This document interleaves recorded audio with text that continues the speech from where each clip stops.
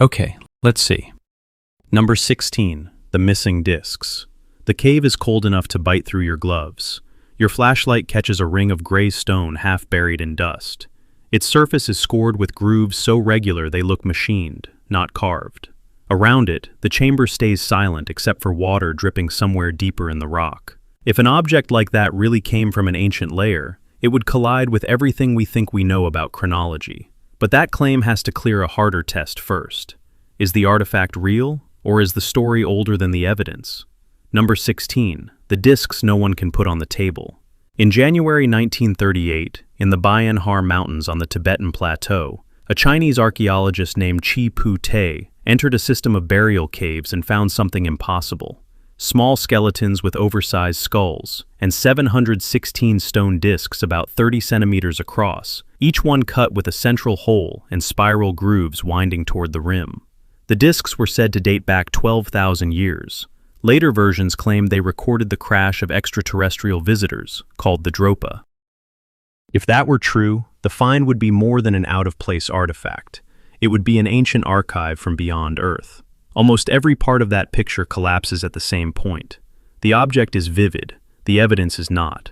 There is no excavation report from 1938, no catalog of 716 discs, no secure museum collection where they can be examined. No reliable academic record for the named discoverer that matches the famous story. The trail does not begin in a cave, it begins in print. On February 9, 1960, the Soviet newspaper Literaturnaya Gazeta ran discussion around ancient visitor speculation associated with Ma Test Agrest. That matters because it places the story in the right climate.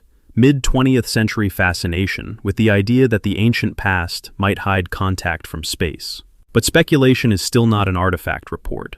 That jump comes next. By July 1962, a German magazine was carrying a fuller version under the name Reinhard Wegemann.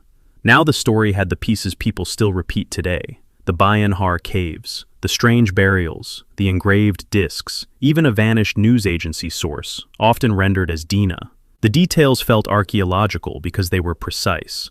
716 discs, 30 centimeters wide, spiral inscriptions. Precision persuades. It sounds like documentation, even when no documentation appears. The shape helped the lie travel. A grooved stone ring with a central hole feels exotic to modern eyes. But in China, there was already a real visual ancestor for that form, the Bai disc. Jade Bai discs had existed since Neolithic times, and later appeared in burial contexts as ritual objects. Round, flat, pierced in the middle. The hoax did not invent a shape from nothing. It borrowed a legitimate archaeological silhouette, then attached impossible provenance to it. This case belongs early in the video for a reason. When people picture an object in the wrong time period, they usually imagine something blatantly alien. The more effective trick is quieter. Make it believable enough. Give it the right material. Put it in the right kind of tomb. Add a scholar, a translator, a museum, a date. Then let the citations blur at the edges. In 1967, Vyacheslav Zaitsev repackaged the story for the English-language Soviet magazine Sputnik under the title Visitors from Outer Space. That version helped launch the Dropa Stones into international UFO culture. There, the missing evidence stopped being a problem and became part of the appeal. The discs could not be checked because they had vanished. The translator could not be questioned because he was obscure. The institutions could not be verified because the paper trail dissolved on contact. Every gap fed the mystery instead of stopping it. Then came 1978. David Gammon, writing as David Agaman, published Sun Gods in Exile and added another layer. A supposed Oxford scholar named Carol Robin Evans, who was said to have traveled, investigated, and confirmed the tale. It was exactly the credentialed witness a legend like this needed. An archaeologist starts the rumor, a scholar completes it. But later, by the 1990s, Gammon admitted the book was a hoax. One of the story's most important authorities was not mistaken. He was invented. So what do we actually have? Not a proven cache of ancient discs, not a museum drawer waiting to be reopened, not an excavation whose context can be checked again. We have a narrative that thickens as it moves from 1960 to 1962 to 1967 to 1978. With each retelling, it gains names, numbers, and cosmic backstory. The object does not accumulate evidence, it accumulates decoration. One detail makes the whole thing colder than the cave scene that sells it. The biggest mystery in the Dropa story is not what the disc said. It is who first turned a vague, ancient visitor idea into a fake artifact report, complete with Chi Pu-te, Reinhard Wegemann, a missing agency, and exactly 716 discs. The Dropa Stones are not ancient records stranded in the wrong century. They are a modern media fossil, and the oldest datable layer in the case is 1960. Number 15. The Stone Bolt. On February 14, 1961, in the workroom of a gem shop in California, a diamond saw hit something it was never meant to hit. Mike Mikesell had picked up a hard nodule the day before, about 6 miles northeast of Olancha, near the Coso Range, and pressed it to the blade expecting a geode, hollow center, crystals, a tidy little surprise from the shop floor. Instead, the saw met resistance. The blade was ruined. The cut opened onto a white cylinder wrapped around metal. There was a shaft about 2 millimeters wide. It was magnetic. There was copper-colored material. Inside sat a neat, hexagonal form. Start with the numbers. This case lives or dies on them. February 13, 1961 for the find. About 4,300 feet elevation. A 2 millimeter central shaft. A later sale price of $25,000. And the number that turned a broken spark device into an archaeological sensation. 500,000 years. That number carried the whole story. An unnamed geologist judged the surrounding material and shell fragments to be at least 500,000 years old. If that were true, the implication was blunt. A bolt-like machine part had been trapped in ancient stone long before modern industry. A modern-looking object in an ancient layer can make it seem as if the timeline itself is wrong. The trouble starts as soon as you ask a basic question. Who gave the 500,000-year date? There was no name, no report, no institution, no publication. Just a number moving from retelling to retelling, with no chain of custody. The object itself pointed the other way. X-rays showed a central core, a terminal-like top, threads, and the layered structure of something manufactured. Not an alien fastener. Not a lost machine from prehistory. An ignition component. The kind of part mechanics threw away by the millions. The details tighten when you slow down. The nail and washer in mystery retellings were likely not separate pieces of ancient hardware at all. They were exposed parts of the spark plug itself, the brass top hat and the central shaft. The hexagonal inner form matches the geometry you would expect from a plug body. The white cylinder was not some unknown ceramic from a vanished civilization. It looked exactly like porcelain. The concretion kept the legend alive. Concretions are good at faking age. Minerals build up, oxides harden, surfaces turn knobbly and stony. They look older than they are. Here, the saw marks made the illusion worse. Cut lines ran across both the outer oxide nodule and the porcelain inside. In photographs, that left the porcelain with a grainy, wood-like texture. People saw petrified where they should have seen abraded. They saw geology where they should have seen corrosion. By 1969, the object was in Wallace Lane's possession. It was shown around, discussed, and kept at a distance. That pattern repeats through this whole story. Strange objects often become hard objects to examine. The artifact was famous enough to appear in magazines and lectures, but inaccessible enough that the strongest evidence became copies of evidence. Photos, stories, X-rays. For decades, that was enough to keep it alive. Then the numbers began to cut the other way. On September 9, 1999, Pierre Stromberg sent the X-rays to spark plug collectors, not fringe theorists. People who know thread pitch, body shape, terminal caps, and period manufacturing changes the way coin experts know mint marks. Chad Wyndham, president of the Spark Plug Collectors of America, called back and identified it as a 1920s champion spark plug. Bill Bond, Mike Healy, and Jeff Bartheld reached the same conclusion independently. Different eyes, same object, same answer. Then came direct measurements. On May 16, 2018, Stromberg got 1 hour with the actual artifact, not just the X-rays, the real thing in hand. Total mass, 160 grams. Combined length, 3 inches. Thread specification, 7/8 inch, 18 thread. Those numbers matched a 1920s champion spark plug. Professional geologists who inspected it found something else missing: no intact shells, and no shell impressions on the artifact's surface. The half-million-year shell story, the number that built the legend, left no verifiable trace. The case narrows to one contradiction. On one side, there is a physical object with measurements, imaging, and specialist identification pointing to the early 20th century. On the other, there is an age claim pointing to deep prehistory, tied to a geologist nobody can identify and a report nobody can produce. The Coso Artifact stayed famous because it looked like a machine part inside stone. What it actually shows is simpler. One undocumented number outran the object itself. The stone bolt was a spark plug, wrapped in just enough rock to make people stop asking for proof. Number 14. The fossil chip.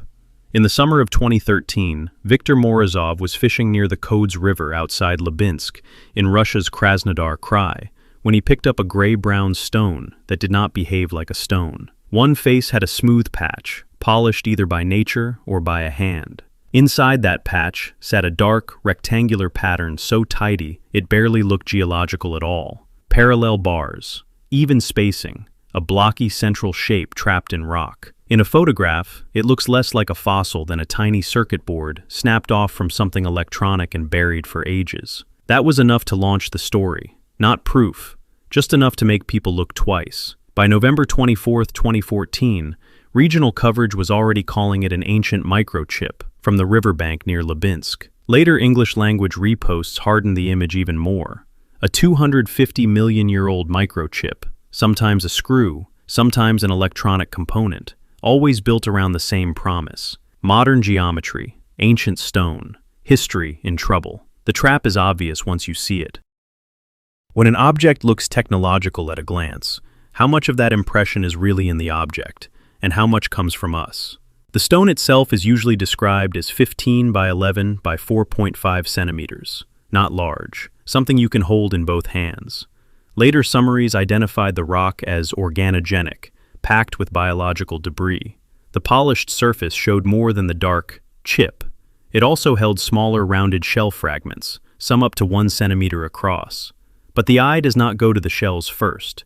It goes to the rectangle. It goes to the bars. It goes to the part that seems designed. The strongest detail in the story is also the most fragile. From one angle, it looks manufactured.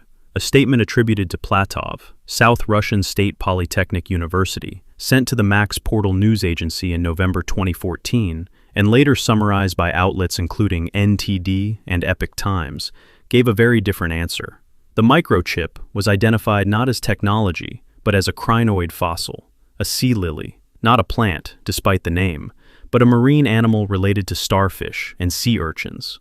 The dark bars were interpreted as part of the stem and cross or near axial section, preserved in the rock alongside other shell material. Crinoid stems are remarkably good at mimicking design. They are built from stacked, disc-like plates called columnals, disc on disc on disc, one atop the next, forming a long, segmented stalk. Those segments are not always plain circles. They can be round, square, five-sided, star-shaped, ridged, ornamented. In section, they often show a central channel, the lumen, with radiating patterns around it. Slice one the wrong way, or polish through one at just the right angle, and the result is not messy and organic. It is ordered, repetitive, geometric. It speaks in the exact visual language modern electronics taught us to read as artificial. The turn in the story is almost understated. The debunking did not make the object younger, it made it older. The viral version liked 250 million years, because that number already sounds impossible enough. But the university-linked explanation placed the fossil-bearing material at roughly 410 to 450 million years old, in the Silurian to Devonian range. The sober explanation does not reduce the age claim. It pushes the timeline back even further. Hundreds of millions of years before humans, hundreds of millions of years before machines.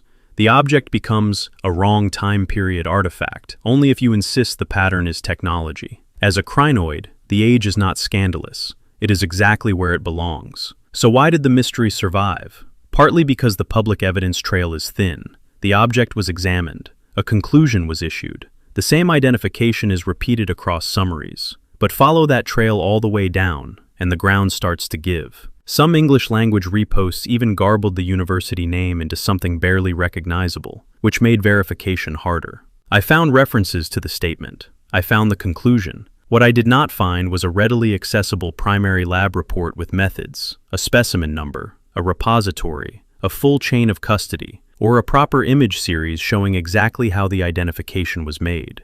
That leaves the case in an awkward place. The paleontological explanation is plausible, more than plausible. It fits the geometry. It fits the rock. It fits known crinoid anatomy. Online, though, it feels less satisfying. Fossils do not carry the same charge as forbidden technology, and careful identification rarely travels as fast as one good photograph. You can feel the whole case balancing on that photograph. A fisherman on a riverbank, a stone the size of a small book in his hands, a polished window into deep time that, for one instant, looks like it came from a motherboard instead of an ancient seafloor. Sit with it a little longer, and the image starts to shift. The bars stop looking like traces.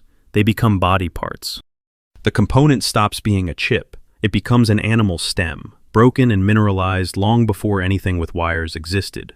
What remains is not a machine. It is a missing paper trail, small enough to overlook, large enough to let the illusion keep breathing.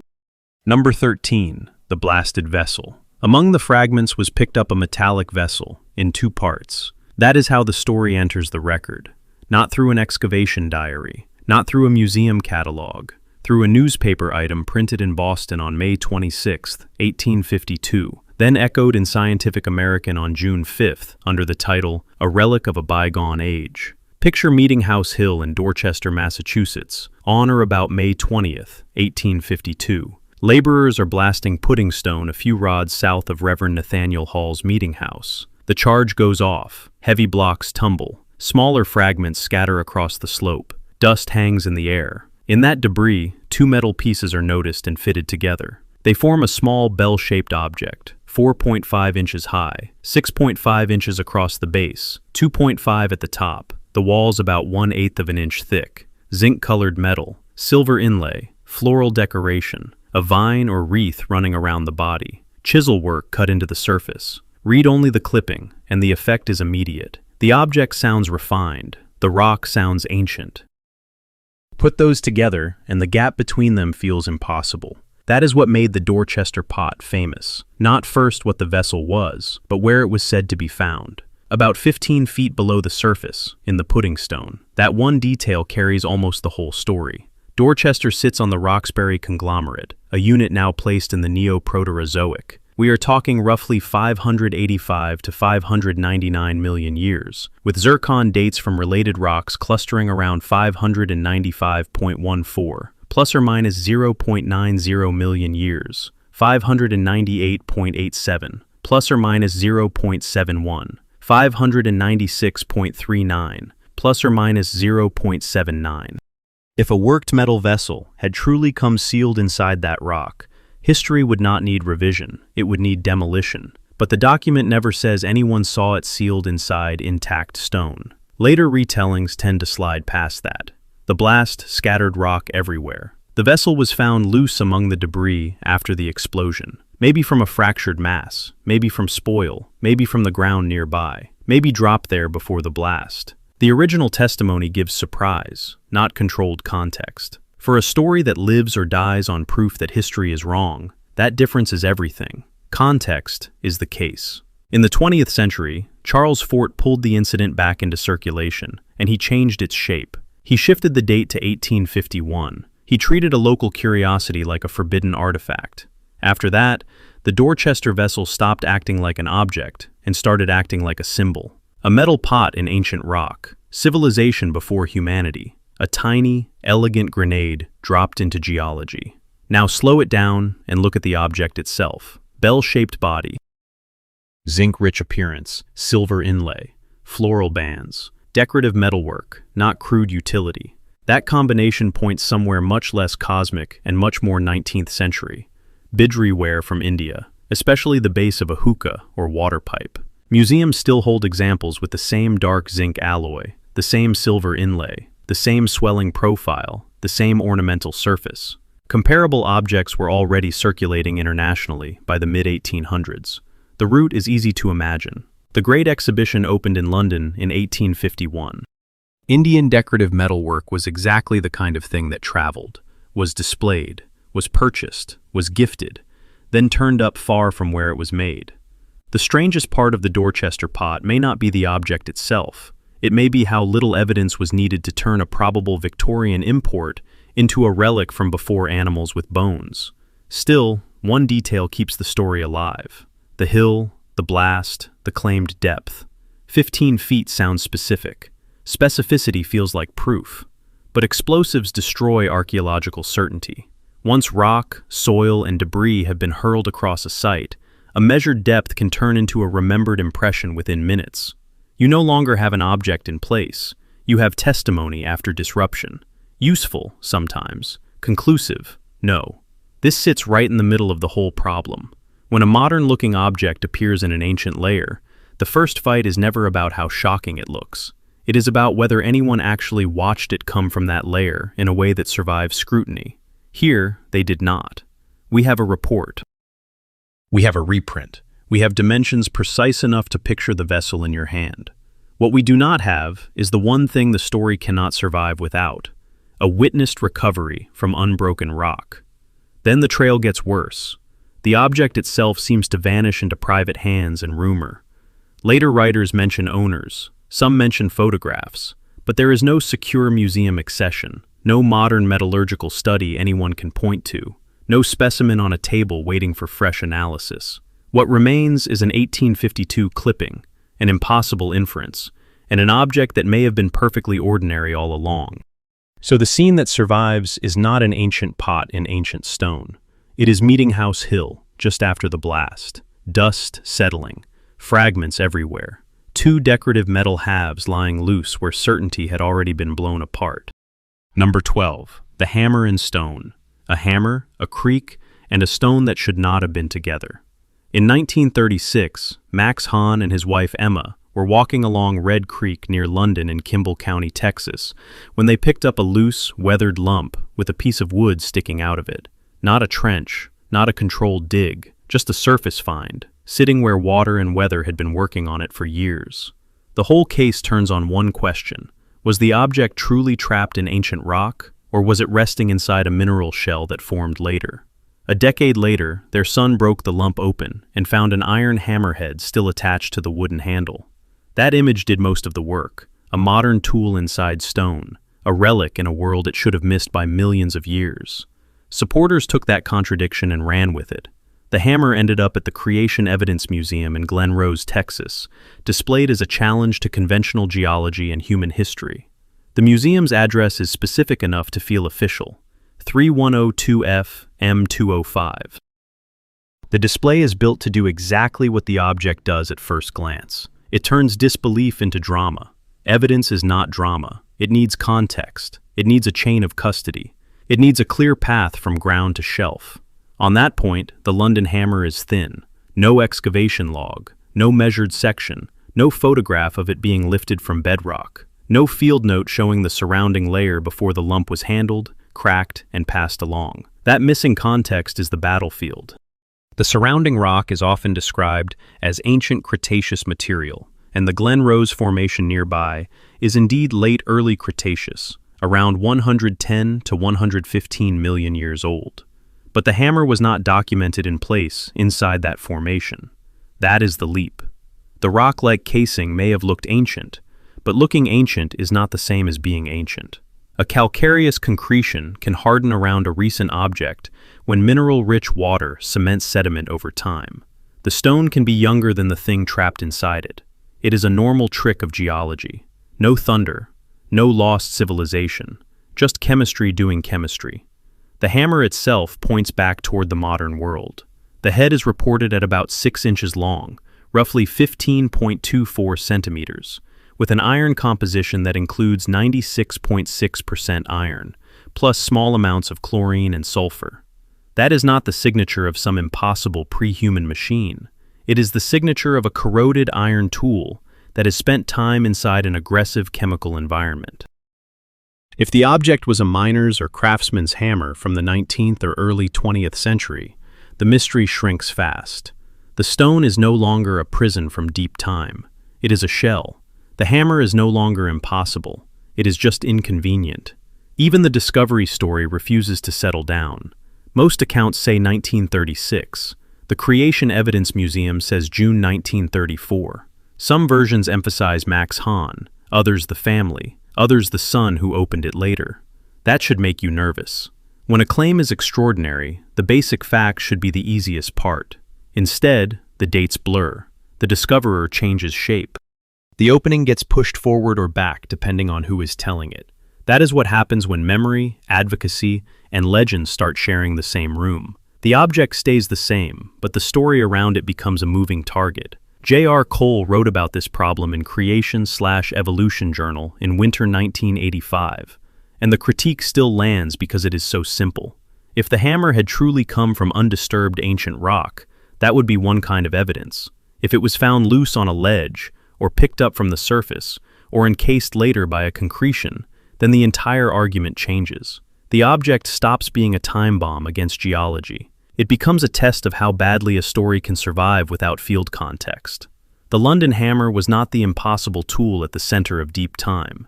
It was a modern hammer inside a stone's skin, and the skin, not the steel, is where the mystery begins.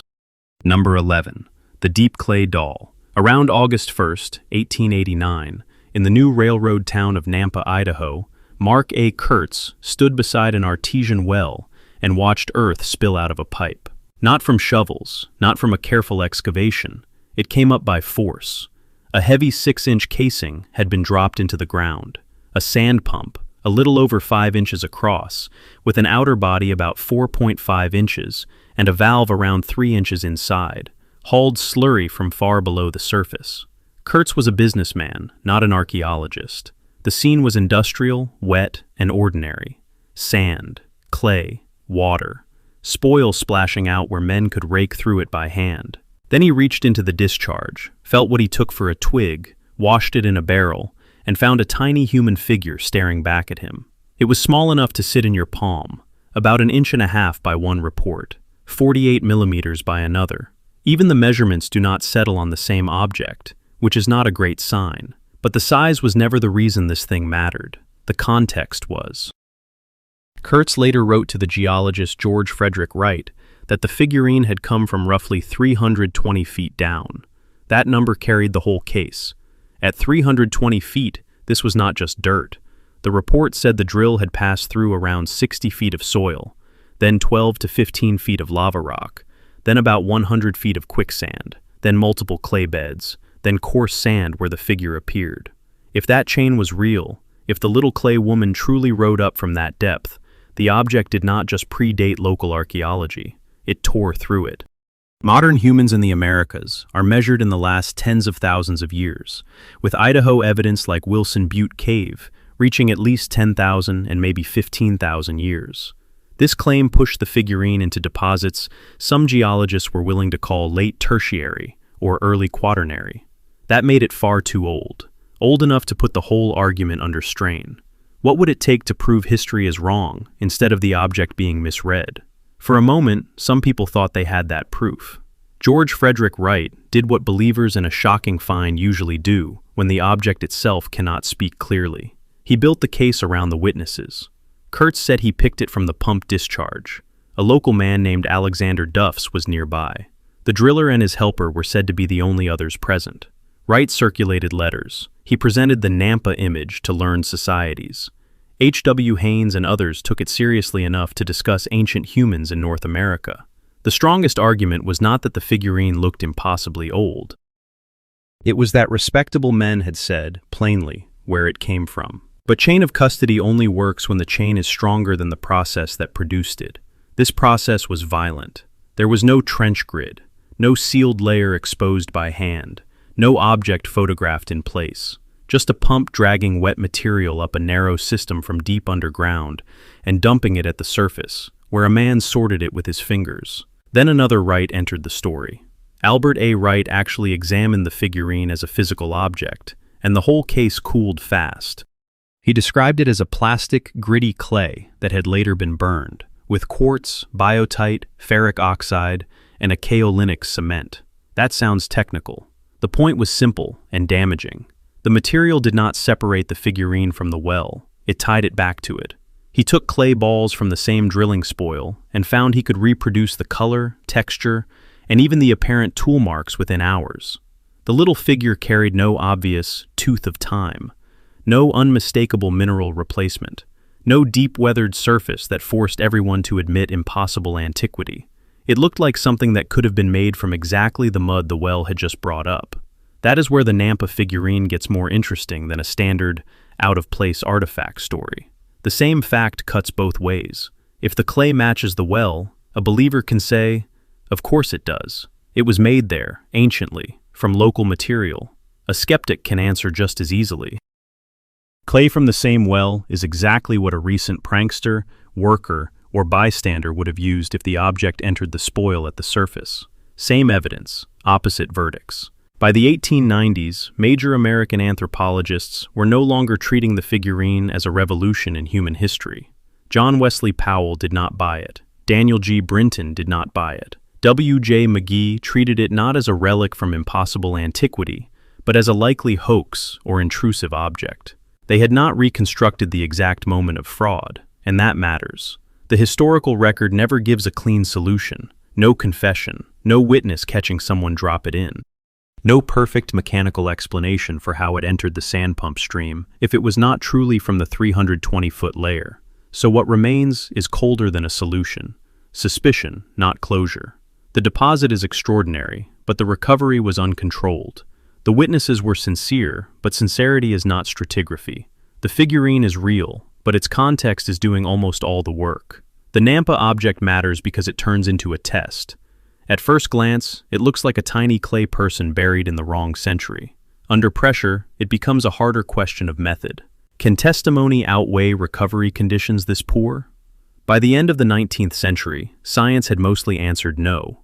As William Henry Holmes later summed up the geological implications, the claimed layer would have made the figure staggeringly ancient, and that was exactly the problem. The object stopped looking like a discovery and started looking like an accusation. The evidence, as one skeptical tradition around the case put it, is not that man was there, but that the image was not. Number 10. Golden aircraft. In the Middle Cauca region of present-day Colombia, sometime between 300 BCE and 700 CE, a metalworker pours molten gold alloy into a lost wax mold no bigger than a child's palm. The casting cools. What comes out measures just 4.4 by 1.9 by 5.7 centimeters. Small enough to wear on the body, sharp enough to catch the light. Wings, a raised rear element, a face that does not resolve cleanly from every angle.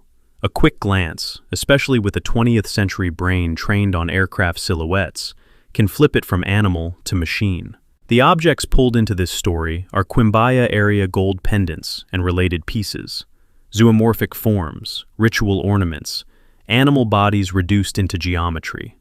Museums do not describe them as engines or miniatures of flying craft. The Metropolitan Museum of Art catalogs one as an early Quimbaya bird pendant, dated 300 BCE to 700 CE. The British Museum lists comparable Colombian pieces from 1 to 900 CE as fish-like or probably insect pendants, made by lost wax casting. Colombia's own heritage framing places this gold work inside elite ritual culture, where animals carried status, symbolism, and sacred meaning. A wrong time period object gets famous when someone looks at the same shape and sees a violation. By the late 20th century, a few of these pendants had been lifted out of their original world and dropped into ours. Not physically at first, conceptually. Collectors, dealers, museums, coffee table books, fringe documentaries. Once the object is cut away from tomb context, associated burials, excavation notes, and the exact place it lay, the eye starts running the case. Style turns into guesswork. Comparison turns into argument. Resemblance hardens into evidence. A pendant that might have been read as bird, fish, or insect gets reframed as an airplane. Literally, a delta wing, a fuselage, a vertical tail fin. In the 1990s, that resemblance turned into a performance. German model aircraft enthusiasts enlarged two of the forms into radio-controlled models and flew them. It was made for the camera. A modern object, built from an ancient shape, rises into the air. For a few seconds, the burden of proof seems to vanish. You are watching it fly. So the ancient original must have encoded aeronautical knowledge. That is not how evidence works. It is how a prop works. A shape can be airworthy without ever being intended as an aircraft. Seeds glide. Fish carry stabilizing fins. Insects collapse into triangles and swept forms when a stylizing artist renders them in metal. Quimbaya craftsmen were not drawing engineering diagrams. They worked in a tradition that compressed living forms into wearable symbols. Lost wax casting lets a maker exaggerate lines, sharpen edges, and fuse anatomy into ornament. The more stylized the animal becomes, the easier it is for a later viewer to project machinery onto it. That projection carries most of this claim. Go deeper into the Quimbaya story, and the picture shifts. It looks less like ancient aviation and more like damaged provenance. Around 1890, near Finlandia in Colombia, 433 pre-Hispanic gold and gold-copper alloy objects entered the story of the so-called Quimbaya collection. Many famous Quimbaya pieces came out of tombs during an era of looting, private dealing, and weak archaeological control. Some scattered into museums, some into elite collections, some into national symbolism. In 1893, Colombian President Carlos Joaquín Mallarino gave 122 pieces to Spain as a diplomatic gift. The transfer remains controversial enough that on October 19, 2017, Colombia's constitutional court ordered the government to seek restitution. People who ask whether these pendants prove history is wrong usually skip the first, harder question. What would it take to prove the object is being read correctly at all? The airplane claim needs precision.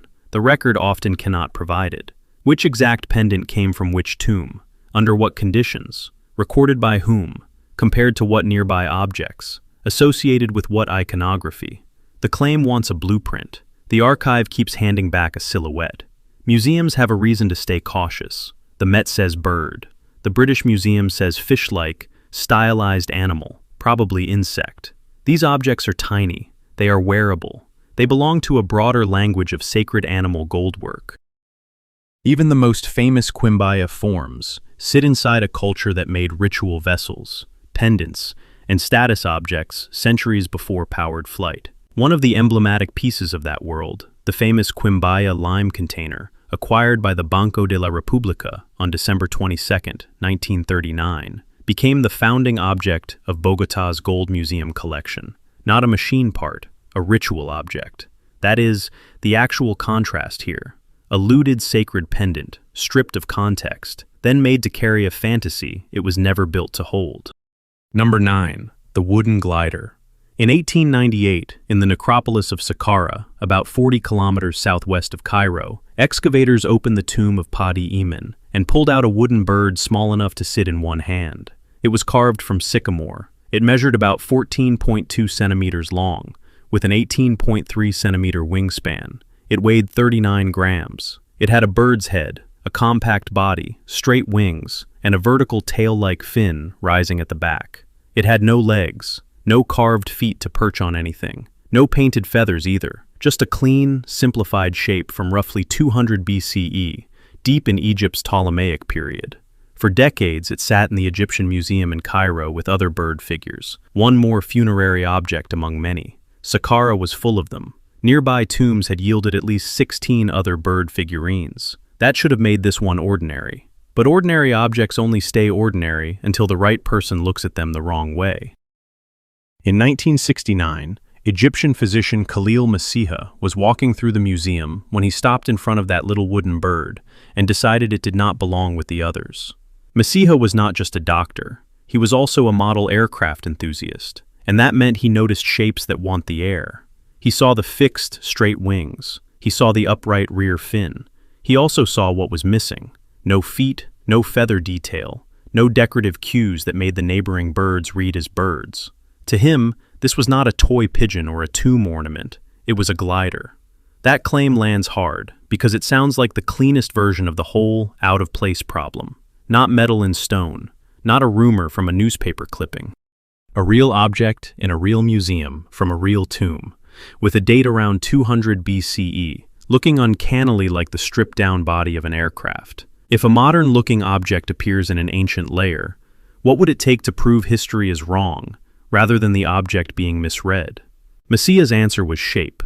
The object looked aerodynamic, therefore, maybe it was. So the story lifted off. His brother built a balsa wood replica and launched it. Later, television versions of the experiment pushed the claim even farther. The little Egyptian bird was recast as a lost prototype, a relic of ancient aerodynamic knowledge, a machine concept arriving 2,000 years before aviation was supposed to exist. The eye starts helping you. The wings seem cleaner. The tail seems more technical. The head begins to feel ornamental, almost like a symbolic nose cone left over from an earlier design language. You are standing in a museum gallery, looking at a hand-sized carving, and for a second, it feels as if the object is staring back from the wrong century. But this is where the floor drops. The versions that fly are almost never the original object. They are reconstructions with a crucial extra part, a horizontal tailplane. The actual Saqqara Bird has a vertical fin. What it does not have, and what has never been confirmed is preserved, is the horizontal stabilizer that most gliders need in order to behave like gliders. Without that surface, the famous airplane becomes much less airplane-like. It can still be thrown. It can still move through air. So can almost anything with wings. But stable, controlled flight is a different claim. That difference has bothered modelers for years. Martin Gregory, a free flight specialist, built test replicas from plans first drawn in 2002, then made more in 2011 for television. His conclusion was far less mystical than the legend. Add parts that are not there, and you can make something perform. Keep to the artifact, and the case weakens fast.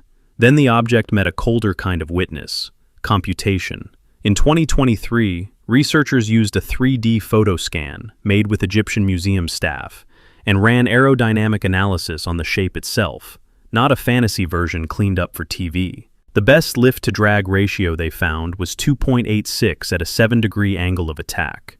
More important, the center of gravity sat too far rearward for stable flight. In plain English, the thing did not prove ancient Egyptians had mastered glider design. It suggested the opposite.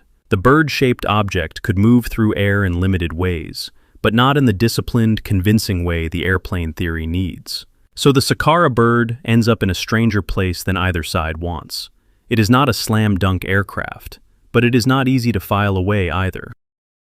It came from a tomb, yet its exact function was not documented. It resembles a bird, yet it leaves out bird details other examples keep. It has a fin that looks technical, but no surviving tailplane to make that technical reading hold. Symbol, toy, weather vane, offering, model, misread artifact. Every label fits for a moment, then slips. This little piece of sycamore survives in the story because it shows how little an object has to do to trigger the fantasy. One clean silhouette, one museum case, one observer with the right obsession. Then 2,000 years of history begin to wobble, until the missing piece is not the invention, but the evidence. In the glass, it stays perfectly still, a small wooden bird with nowhere certain to land. Number 8. The Ancient Cell. In 1938, inside the Iraq Museum in Baghdad, Austrian archaeologist Wilhelm Koenig studied a clay vessel from Kujut Rabu, near the ruins of Ctesiphon. Others saw a jar. He saw a machine. The object was small, a ceramic body, a copper cylinder rolled into a tube, an iron rod down the center, and a bitumen seal closing the top. No gears, no wires, no inscription explaining its use. But if those parts were assembled the way Koenig imagined, the dates became hard to ignore. A vessel likely dated somewhere between the 3rd century BCE and the 3rd century CE seemed to act like a device from almost 2,000 years before Alessandro Volta. Start with the metals, copper and iron, 2 different electrodes. Add an acidic liquid, vinegar, lemon juice, grape juice, and modern replicas can produce voltage. Not much, usually around 0.8 to 2 volts. Some demonstrations land near 1.1. That small number is exactly what keeps the idea alive. It sounds modest. It feels believable. You are not arguing over a symbolic bird or an oddly shaped idol anymore. You are holding an object that can, under the right conditions, make electricity. The legend quickly learned to speak in measurements. 1 jar, about a volt. 10 replicas linked together, as in a later Mythbusters-style test. Around 4.5 volts with lemon juice. From there, the leap feels easy. Ancient battery, ancient electroplating, ancient experiment, ancient science lost to time. In 1993, Paul T. Kaiser published an argument for an electromedical use in the Journal of Near Eastern Studies. He placed the device not in a workshop, but in the hand of a healer. Give a jar a number, and the mind starts building a civilization around it. But the arithmetic that matters most is not volts. It is what is missing. No wires, no switches, no lamps, no clear plating workshop, no chain of identical cells laid out in rows, no securely documented electroplated artifacts found with the jars. The strongest objection was never that the vessel could not generate electricity. It can. The problem is intent. A replica shows that modern people can draw a current from copper, iron, and acid. It does not show that an ancient maker designed the object for that purpose. That is the real test in this story. If a modern-looking function appears in an ancient layer, what would it take to prove history is wrong, rather than the object being misread? Here, the current exists. The context does not. That is where the numbers start to fall apart. The discovery was reported in 1936 at Kujut Rabu, near Baghdad. The trail into the record was thin from the beginning.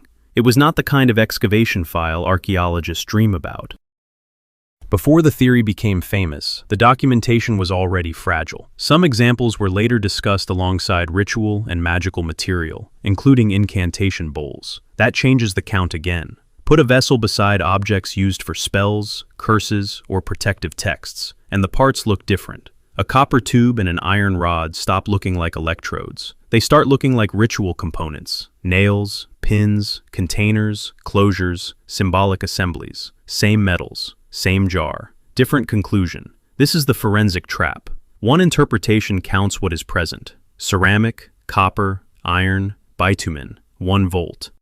The other counts what is absent. No wiring system, no documented electrical tool set, no unambiguous output device, no secure find report tying all the pieces together exactly as reconstructed. Koenig may have been right about the assembly, or he may have done what museums and modern minds often do. Take loose, damaged, half-contextualized parts and lock them into the most dramatic shape available. That matters because the Baghdad Battery survives almost entirely through reconstruction. Not reconstruction in the careful Antikythera sense, where inscription, mechanism, and find context reinforce each other.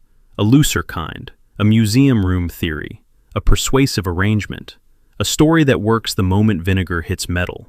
Then the evidence chain got worse. In 2003, the Iraq Museum was looted during the invasion of Iraq.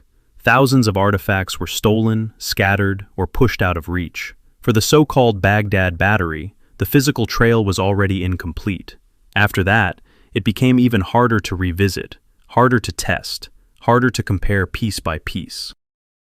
A claim built on uncertain context now had damaged custody on top of it. The jar did not become more mysterious. It became less checkable. So we are left with numbers pointing in opposite directions. Roughly 2,000 years too early for a battery in the voltaic sense.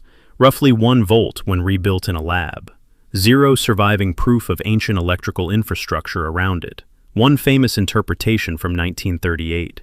1 enduring weakness since 1936. We do not know whether the parts were originally assembled in the exact form the legend requires. You can almost picture the moment the myth took hold. A curator leans over a modest clay jar in Baghdad. Copper, iron, bitumen. The parts seem to click into place. For a second, the ancient world appears to hum. Then the museum is dark again. The case is empty. What remains is a vessel from a broken context, and a theory that still depends on the missing pieces. Number 7.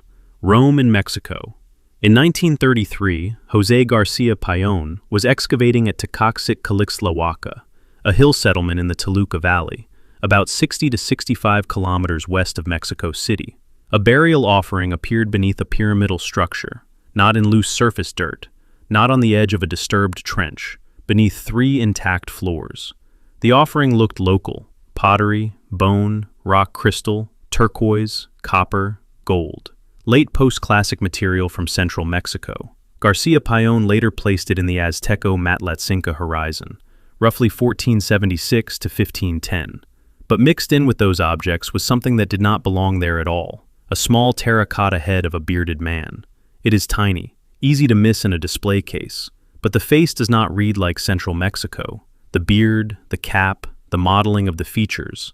To later eyes, it looked Mediterranean, old world, wrong continent, wrong layer, wrong time. And the standard here is brutal. It is not enough to show an object that seems out of place. The layer, the chain of custody, and the object all have to line up at the same time. For years, almost nobody managed that. The testimony begins strongly. Garcia Payon was a real archaeologist, not a treasure hunter spinning stories after dinner. He reported the find as part of a controlled excavation at Calixtlahuaca, a major urban center, not an isolated mound in the brush. Later survey work estimated the ancient settlement at 317 hectares, much larger than the 119-hectare archaeological zone most visitors know today. So the head did not drift into the record out of nowhere. It was tied to a place, a burial, and a named excavator.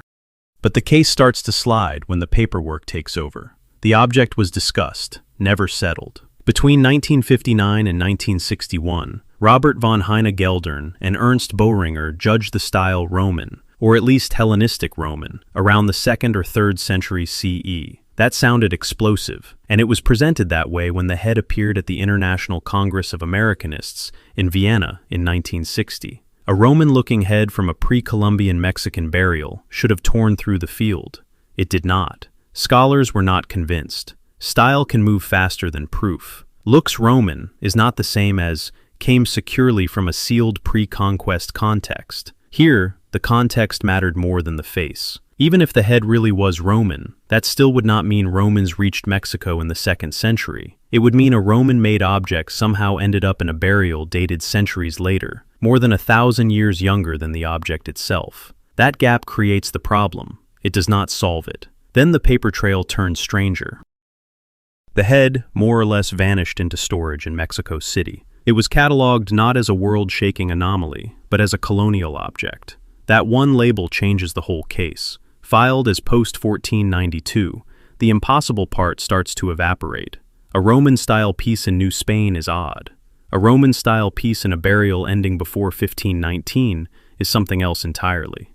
Cortés lands at Veracruz in 1519. Tenochtitlan falls in 1521. Garcia Payon's date range for the offering ends before both. Now 2 testimonies face each other across decades. One says a sealed burial beneath 3 intact floors. The other says, quietly, colonial shelf label. And a very ordinary failure, a switched tray, a bad catalog card, a later mix in collections, can manufacture a miracle without anyone forging anything. In the early 1990s, Romeo Hristov tracked the head down again and pulled the case back into view. That matters because most out-of-place objects survive as rumor. This one survived as an actual artifact people could still examine. Hristov did not solve the mystery. He did something more useful. He tightened it. He separated the age of the clay from the security of the burial and refused to treat those as the same question. So in 1995, the head went to the Heidelberg Archaeometry Lab for thermoluminescence testing. This was the point where the case could have collapsed cleanly. If the clay had been fired in the 19th or 20th century, the romance was over. But the result gave skeptics no exit.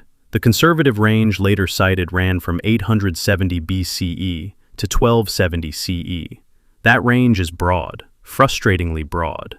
It does not prove a Roman date. It does not prove transatlantic contact, but it does make one explanation harder to keep. A simple modern fake made after excavation to prank a site or fool a museum fits much worse. The clay appears old. Old is still not enough. You can feel the trap in the evidence. The style points toward the Roman world. The thermoluminescence result weakens the modern hoax explanation. The alleged context points to 1476 through 1510, before the Spanish conquest. The headline almost writes itself, Rome in Mexico. But the same link keeps failing. The head's age is not the burial's security. A genuinely ancient terracotta can still enter the wrong collection later. A genuinely Roman-looking object can still be intrusive. A sealed burial can still look more secure in retelling than it does in the notes. That is why this case sits in the middle tier of real anomalies, Too well documented to laugh off, too compromised to redraw the map. The Roman head from Calixtlowaca is not strongest where it looks strangest. It is strongest where testing failed to kill it. It is weakest at the one point that would actually rewrite history, proving that in 1933, beneath those three intact floors, the impossible face was there from the start. Number 6. The Norse coin. The coin that should have landed in a fjord, not a shell heap. On August 18, 1957, Guy Melgren was working the Goddard site on Naskeag Point, near Blue Hill Bay in Brooklyn, Maine, when a small piece of silver turned up in a Native American shell midden. Not a chest, not a shipwreck. A midden, layers of shells, debris, and the ordinary remains of life at a coastal trading place. Melgren was an amateur archaeologist, not a headline machine, and the object in his hand did not look cinematic. It was dark gray, broken, badly worn, a little less than 2/3 of an inch across, small enough to lose in your palm, old enough to feel wrong. He thought it was a 12th century English penny. Odd, but only in the mild way archaeology is often odd.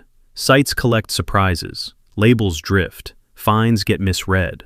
So the coin went into the record as a curiosity, not a crisis. More than 20 years passed. The coin did not change. The eyes on it did. In 1978, a photograph of the piece appeared in a regional archaeology bulletin. That image reached London coin dealer Peter Seeby. Seeby looked at the fragment and recognized something Melgren had not. This was not English. It was Norwegian. Stranger still, it was likely an 11th century silver penny of Olaf III, Olaf the Peaceful, who ruled Norway from 1067 to 1093. A coin struck decades after 93. A coin struck decades after Leif Erikson's likely lifetime. That is a problem if you want a neat little legend about Vikings sailing straight to Maine and dropping proof on the beach. Bad fakes usually try to be obvious. If someone wanted to plant evidence for Leif reached Maine, the smart choice would have been a common Anglo-Saxon or German coin from around the year 1000. Something recognizable, something that flatters the story people already want to tell. But the Maine coin is rarer and less convenient. It does not fit the fantasy cleanly. It muddies it. In February 1979, Norwegian numismatist Kolbjorn Skar came to the Maine State Museum to see it in person. Between February 6th and 8th, he examined the coin, Museum IDMSM 72.73.1, and judged it genuine. Not Viking-themed, not Viking style. Genuine. An actual Norwegian silver penny from the reign of Olaf III.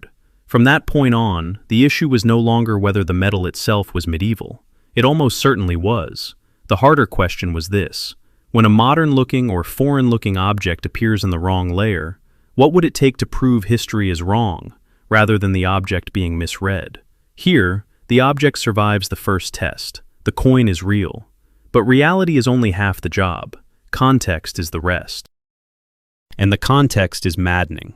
The Goddard site is not a Norse settlement. There are no longhouses, no boat rivets, no ironworking debris that forces a Scandinavian colony onto the map of coastal Maine. What archaeologists do see is a Native American trading center used in the late 12th and early 13th centuries. So now you have an 11th century Norwegian coin at a later indigenous trade village, hundreds of miles south of the only securely accepted Norse site in North America, at L'Anse aux Meadows in Newfoundland. That sounds explosive at first, but only if you assume coins move like flags. They do not. People move them. Trade moves them. Curiosity moves them. It makes more sense if you stop thinking of it as money. By the time this piece reached Maine, it may not have functioned as currency at all. It was worn nearly smooth, damaged, possibly pierced, more trinket than tender, more pendant than payment. A silver object with a story attached to it. Something that could pass from hand to hand through indigenous exchange networks stretching along the northeast coast, perhaps from Newfoundland or Labrador, where contact with Norse people farther north is far easier to imagine than a lost Viking colony in Maine. The strongest explanation is also the least theatrical. Not a Norse outpost on Naskeag Point, not a secret second Vinland, a single object traveling through native trade. That restrained explanation still leans on one vulnerable hinge. Was the coin truly recovered from the Goddard archaeological context in 1957? The coin's authenticity is broadly accepted. Its chain of custody is the bruise. Melgren reported the discovery, yes. The museum has the piece, yes. Specialists have examined it, yes. But this was not a modern, tightly controlled excavation, with every find bagged, logged, photographed in situ, and tracked minute by minute. The weakest point is the oldest one. Before the coin became famous, before professional scrutiny hardened around it, there was a gap wide enough for doubt to keep breathing. That is what makes the main penny such a strong middle-case anomaly. It is stronger than the pure legends because the object itself is real and identifiable. Stronger than the easy hoaxes because experts can place it within a genuine Norwegian coinage of the late 11th century. Researchers even compared it against known hoards in Norway. The Gressley hoard alone contained 2,301 coins, including 104 of the same class family, and none matched it as some obvious modern duplicate. But it is weaker than a true history-breaking artifact, because the thing that matters most is not the silver. It is the chain from silver to soil. A genuine Norse coin in Maine does not automatically mean Vikings settled Maine. It means a Norse object reached Maine somehow. That is a smaller claim, but a real one. In archaeology, smaller claims often survive longer, because they ask less from broken evidence. So the Maine penny sits right on the knife edge of the problem. The coin itself says medieval Norway. The site says indigenous trade village. The cleanest explanation says exchange, distance, and time. But the detail that would decide whether this is a map-changing discovery or a beautifully misleading stray find was never locked down when it mattered most. Skar saw the piece for himself and said it plainly. The coin is genuine. Everything around it stayed loose. Number 5. The Assyrian lens. The crystal that looks like it escaped from a workshop 20 centuries too early. You are in a buried Assyrian palace near the Tigris. Dust hangs in the air. Reliefs come out of the earth one wall at a time. Then, in the spoil of room AB, a small oval of clear rock crystal catches the light. One face is flat, the other is slightly convex. It has been ground and polished. Hold it at the right distance, and it enlarges what sits beneath it. For a second, the picture snaps into focus. An ancient lens in an ancient palace. The kind of object people used to smuggle telescopes into the first millennium BC. This is how the temptation starts. In the mid-19th century, Austin Henry Layard was cutting into Nimrud, the great Assyrian capital in what is now northern Iraq. The palace was the northwest palace of Ashurnasirpal II, one of the sites that pulled Assyria out of the realm of Bible echoes and back into history. But the object that later fed all the speculation belonged to a later Neo-Assyrian context. The British Museum dates it to about 750 to 710 BC. Its collection number is 90959.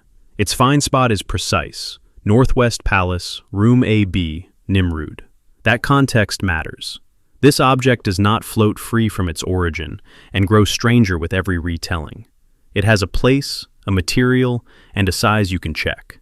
It is only 4.20 centimeters long and 3.45 wide, with a thickness ranging from 4.10 to 6.20 millimeters.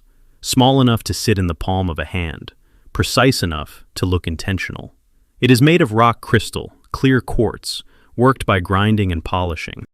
From the plain surface, the British Museum notes that it can act as a crude magnifying glass, with a focal length of about 12 centimeters. Not perfectly, not like a modern optical lens. Still, it is enough to make people lean closer and build bigger stories around a very small object. Back in Britain, that is what happened. The piece became known as the Nimrud lens, or the Layard lens. Sir David Brewster, one of the great optical minds of the 19th century, treated it as a possible magnifier or burning glass. The appeal is obvious. Once you know an object can focus light, it becomes hard not to picture someone using it on purpose. A craftsman inspecting tiny work, a priest making fire, a scholar peering at script. From there, the leap gets reckless fast. If they had lenses, why not optical science? If optical science, why not devices far beyond anything the textbooks allow? The object itself never makes that leap. People do. Layard's own discovery scene cuts across the fantasy. He did not record the crystal as part of a kit of instruments. He recorded it among fragments of blue opaque glass, probably the remains of an ivory or wooden object. That gives you a different picture. Not a tool chest, not an observatory, decorative material, furniture, inlay, something set into another object to catch the eye, not to correct vision or survey the heavens. That is the whole case. The crystal really does have optical power, but optical power is not the same as optical purpose. A polished bead can distort, a curved vessel can magnify, a drop of water can act like a lens. None of that means the maker was building scientific equipment. For an object to belong in the wrong time period, the evidence has to show that people intended it to do the modern-looking thing. Here, that intention is missing. The skepticism is not new. On January 23, 1913, Nature published John Finn's note, "A Lens or a Burning Glass?" The title says almost everything. Long before the internet turned every ambiguous artifact into forbidden technology, the argument had already narrowed to the real issue. Not whether the crystal could bend light. It could. Not whether it looks lens-like. It does. The issue was whether its optical use had actually been established. It had not. So the Nimrud crystal sits in a narrow category of anomaly. It is stronger than pure fantasy, because the object is real, catalogued, measurable, and securely tied to a famous excavation. It is weaker than a history-breaking instrument, because the best evidence around it points away from use and back toward decoration. The shape whispers technology. The context answers ornament. Officially, then, this is not an Assyrian telescope part, not an ancient precision optic, not proof that history forgot a branch of first millennium science. It is an inlay from Room AB, Museum number 90959, a worked piece of rock crystal that happens to magnify. The seductive version lives in the hand. The real one stays in the dirt around it. Number 4. The medieval superblade. In spring 2012, a dredger working the river Weser near Grossenwieden, north of Hameln in Lower Saxony, pulled a corroded blade from the mud. It had lain for roughly 1,000 years at a river crossing. Its guard was eaten down. Its surface was blackened. Its edge was long gone. Then it reached the heritage authorities, and the shape came into focus. Early medieval, first half of the 10th century, Peterson Type 5. On one face, hammered into the iron in bright inlay a millennium earlier, was a name, plus VLFBERH plus T. The shock comes from how familiar that looks. Not because the sword is fake, because it seems branded. A Viking Age sword, about 90 centimeters long in the format these weapons usually took, carrying something that reads less like a prayer and more like a maker's mark. This was not a nameless blade from a foggy age. It was a product with a reputation attached. By the time modern documentaries got hold of Ulfberht, that reputation had turned into legend. The sword became a medieval superblade, a weapon that seemed to arrive centuries too early. The popular version settled on about 800 to 1000 AD, the usual window for the elite Ulfberht type. Across that span, at least 171 swords have been identified with versions of the inscription. Some are beautiful, some are clumsy, some spell the name cleanly, some distorted. That already says something important. True anomalies often get simpler when you examine them closely. This one gets messier. The name spreads, the quality varies, copies appear. Even the Middle Ages had counterfeits. The swords entered wrong time period territory for another reason, the metal. In 2012, Nova followed blacksmith Rick Furrer as he tried to recreate an Ulfberht using crucible steel with carbon levels and purity far beyond what most people picture in the early medieval North. Alan Williams, whose metallurgical work drove much of that debate, argued that some originals showed unusually high carbon, low slag metal, not bloomery iron packed with impurities, something cleaner, harder, closer to a material that sounds as if it had wandered in from a later age. The implication is easy to see. A sword that can flex, hold an edge, and survive impact is already a high-performance object. If a 10th century blade was forged from steel of exceptional purity, the whole image changes. The Viking sword stops looking like a rough barbarian weapon. It starts looking like a precision product, tied to long-distance trade, specialized knowledge, and a workshop culture confident enough to stamp its own name into the blade and make that name matter across Europe. That matters because this is the standard the whole video keeps circling. If a modern-looking object appears in an ancient layer, what would it take to prove history is wrong, rather than the object being misread? With Ulfberht, the object is real, the date is real, the inscription is real, so the pressure falls on the material. Is the steel truly out of place, or are we underestimating the people who made it? For a while, the superweapon version had the stronger pull. Imported crucible steel from Central Asia or the Islamic world. Frankish bladesmiths working with material that had crossed thousands of kilometers through trade routes, linking regions we like to imagine apart. It is a vivid picture. A sword born in the Rhine sphere, carried by Viking-age warriors, with metallurgy that seems almost industrial next to its neighbors. Then the numbers tighten the story. In the Nova presentation of Williams's sample, 44 Ulfberht swords had been examined, and 33 of them were not crucible steel. Not most, a minority. Even at the height of the legend, the miracle metal was never the rule. It was the exceptional case inside an already elite type. Then came the harder correction. Williams's wider metallographic base drew on 56 blades.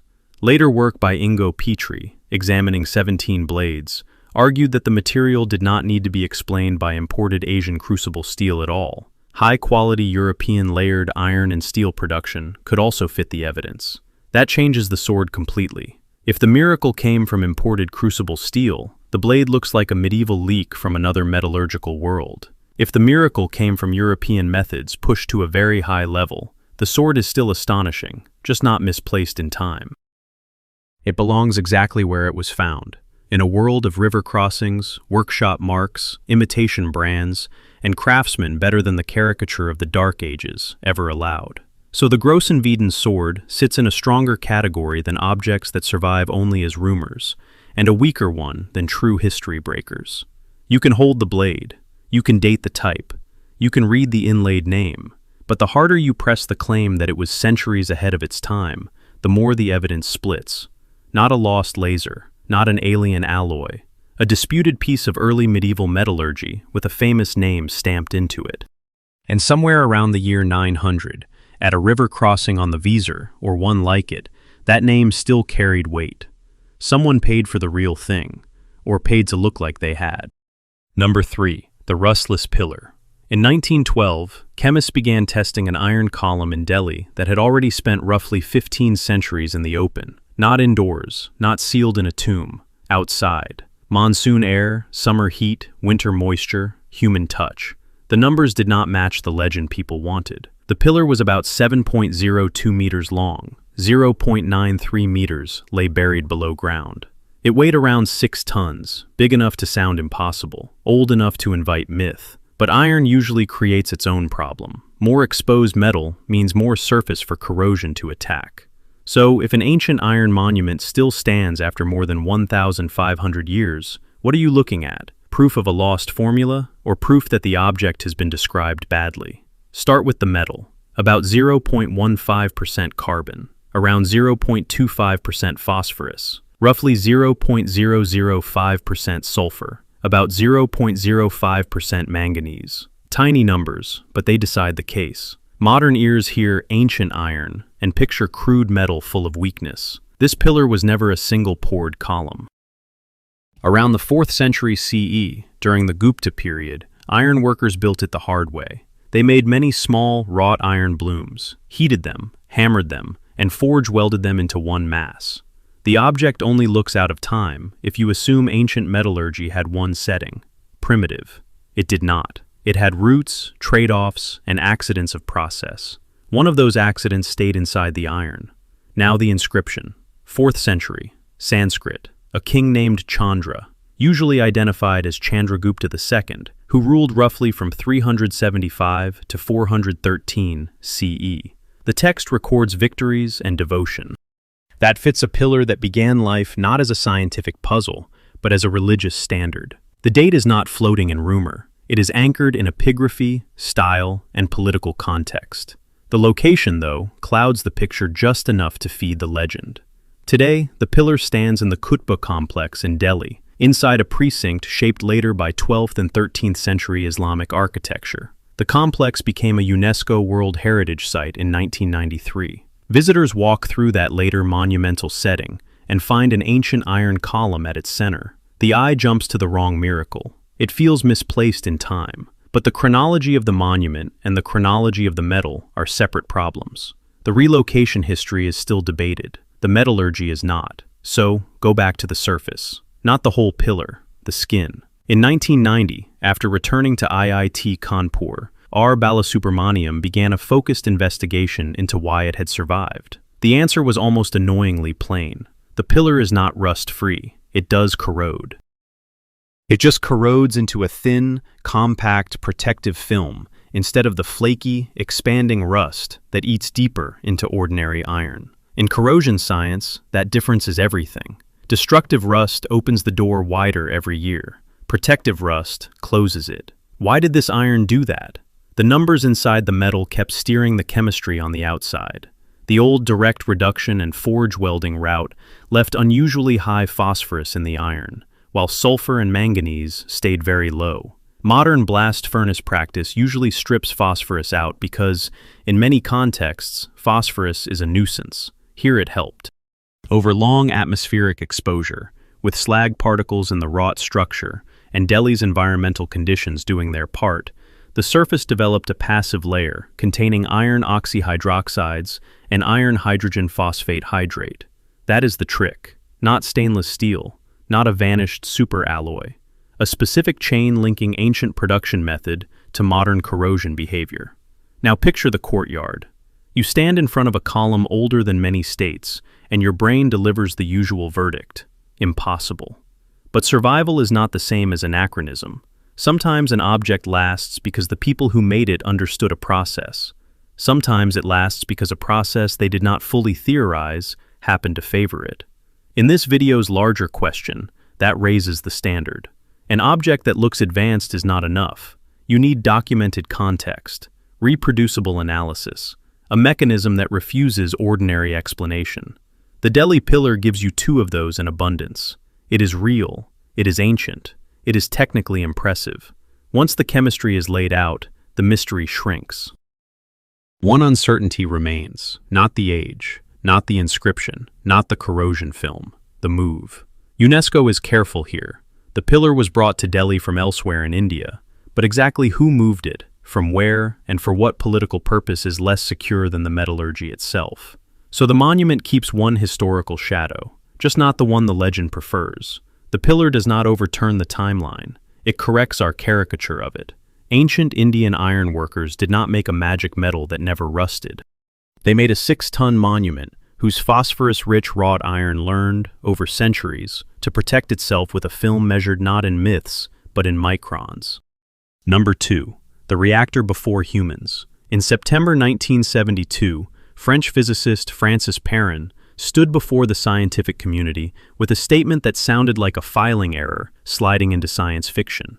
Uranium ore from Oklo, near Franceville in Gabon, had arrived in France with the wrong isotopic signature. Not wildly wrong, that would have been easier. Wrong by a sliver. Natural uranium should contain about 0.72% uranium-235. The first suspicious measurements came in around 0.7171%.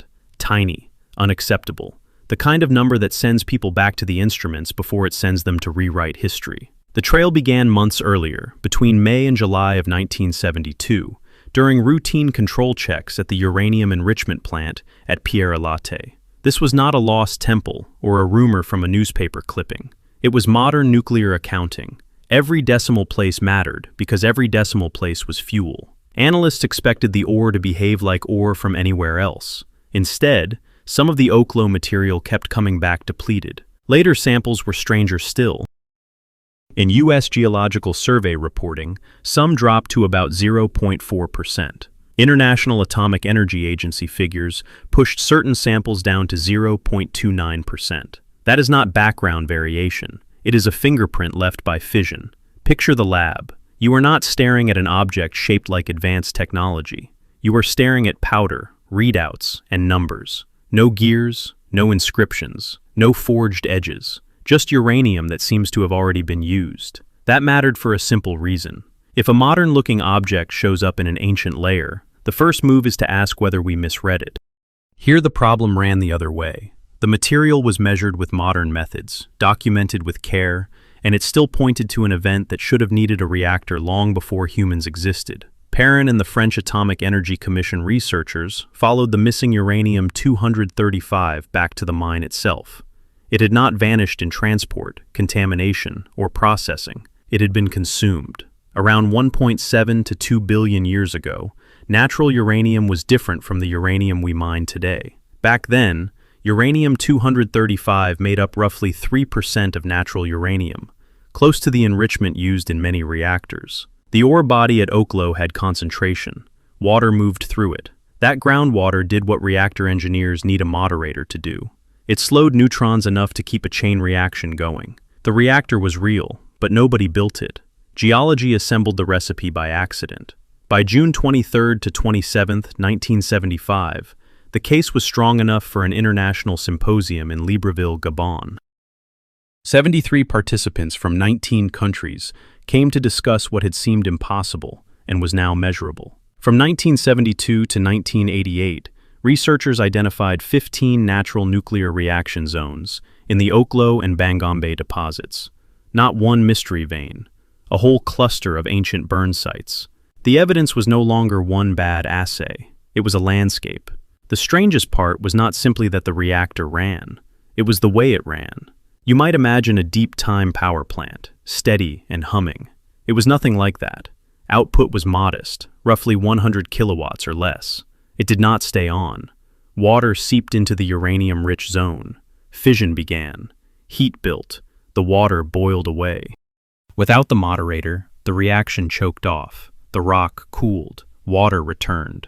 Then the process started again. Later reconstructions suggested a cycle of about 30 minutes active, then about 2.5 hours dormant, repeating again and again for roughly 150,000 years. The proof for that pulse did not come from dramatic ruins underground. It came from xenon trapped in aluminum phosphate grains.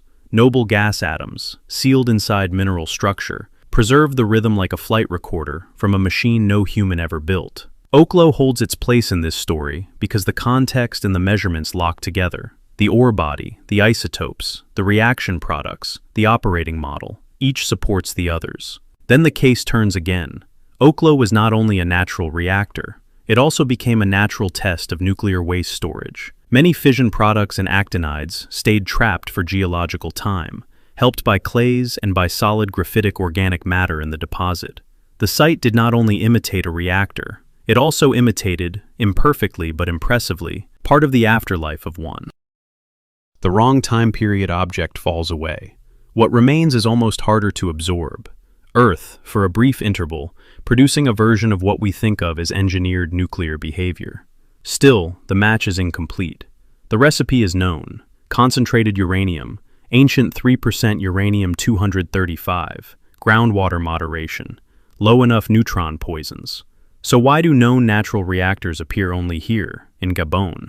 Researchers point to local geochemistry, oxygen history, and elements such as vanadium that may have poisoned similar reactions elsewhere. That explains part of it. The file stays open. Picture the mine face at Oklo. Dark rock, wet fractures, ore hauled up for a 20th century fuel cycle. Hidden inside it was not a machine, not a hoax, not a civilization before civilization, but the burned-out core of a reactor that switched itself on and off nearly 2 billion years before the first human hand existed to measure what it had done. Number 1. The ancient computer. In spring 1902, inside the National Archaeological Museum in Athens, archaeologist Valerio Staeus leaned over a corroded lump of bronze, pulled from a shipwreck near Antikythera. Around it sat statues, amphorae, and bits of broken cargo, the usual debris of a drowned ancient world. Then he saw something impossible in the lump. Gear teeth. Not decoration, not a pattern. Teeth cut to mesh with other teeth. A machine, sealed inside corrosion for almost 2,000 years. In that moment, one easy way out disappeared. The issue was never whether an object can look alien. Plenty do. The harder test is this. If a modern-looking object turns up in an ancient layer, what would it take to prove history is wrong instead of proving the object was misread? The Antikythera Mechanism is where that test turns severe. The story starts 2 years earlier, in spring 1900, off the rocky Greek island of Antikythera. Sponge divers from Simi were working in deep water. One of them, Ilias Stadiatis, surfaced with news that sounded like treasure and a nightmare at once. On the seabed lay a Roman cargo shipwreck, strewn with bronze and marble bodies. In November 1900, spongeboat captain Dimitrios Kontos alerted Athens, and recovery began. By January 1901, the haul was reaching the museum. statues, luxury goods, scrap bronze, fragments nobody yet understood. Among them sat one object that looked less like genius than like decay. You can see it, salt concretions, green-black corrosion, cracks packed with marine deposits. Nothing about it says ancient computer. If this had been another rumor object with bad paperwork and a dramatic claim, it would have remained a curiosity. But it did not arrive alone. It came with a wreck, with cargo, with divers, with officials, with a chain of recovery. Before anyone knew what it was, the context had already done part of the work. Then the numbers begin to matter. What survives today is 82 fragments. Inside them are 30 bronze gears with teeth. The whole device once sat in a wooden case about 33 by 18 by 10 centimeters, roughly shoebox sized, small enough to hold in your hands, dense enough to wreck your idea of ancient mechanics. It is generally dated to the Hellenistic world, probably around 150 to 100 BCE. The ship carrying it seems to have sunk later, which means the device may already have been old when it went down.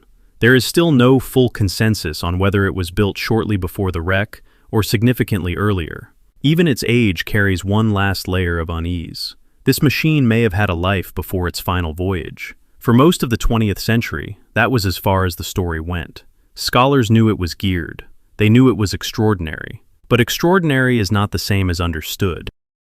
Only about a third of the original mechanism survives. The rest is gone, dissolved, crushed, or still locked in parts we will never recover. For decades, the machine was famous mostly as a bronze question mark. Then, in 2005, modern imaging forced it open. Microfocus X-ray, computed tomography, and polynomial texture mapping let researchers look inside the fragments and across worn surfaces without destroying them. The landmark studies that followed, especially in 2006 and later years, revealed far more than a geared curiosity. This little box modeled the motions of the sun and moon. It tracked lunar phases. It encoded eclipse cycles. Evidence suggests it probably represented the known planets as well. On the back were dials for calendrical cycles, and one of them pointed not only to the sky, but to civic life on Earth, the Pan-Hellenic Games. That detail lands harder than it first seems. This was not a mystical prop, not a one-off toy, not an ornament pretending to be intelligent. It linked astronomy, calendar reckoning, prediction, and public timekeeping in one portable system. The inscriptions were not decorative filler. They included instructions for use, a user guide engraved in bronze. The object explained itself, part instrument, part manual. The ancient maker built a machine meant to be read. The Antikythera Mechanism ends this list because the supports hold together where other cases fail. In so many wrong time period objects, one pillar is missing. The object is strange, but the context is weak. Or the context is dramatic, but the object is gone. Or the claim is huge, but the documentation comes late, secondhand, or contaminated. Here, the lines of evidence lock into place. Archaeological recovery, ancient inscriptions, internal gearing, modern scans, mechanical reconstruction, independent study. Each one limits the others. This is the opposite of a free-floating mystery.